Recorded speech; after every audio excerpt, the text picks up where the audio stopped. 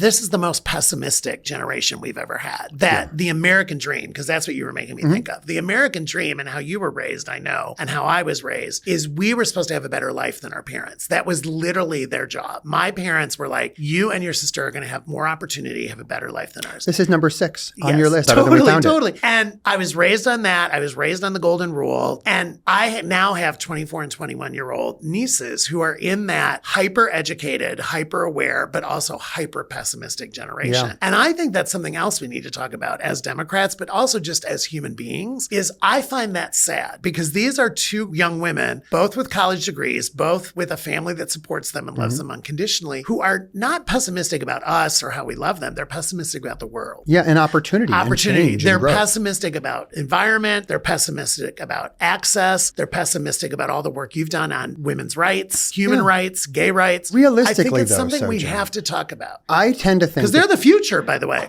And a future that in some ways makes me very optimistic. Yeah. Obviously, I have deep concerns like everybody does about our future right now. Yeah. How could you not? The American dream was largely rooted in a forward momentum propelled by American democracy and propelled by American capitalism. And if you are under 30 years old right now, you have not seen either of those work in any of the defining ways that live in the back of our brains that somehow still feel like soft and squishy for us. They haven't. American capitalism has completely undermined anybody under the age of about 30 right now. And to be very fair, it doesn't take a cynical bone to be cynical about American elections, especially if they are 24 years old. Think about the last 6 years of American politics. Think about the last 12 years of American politics.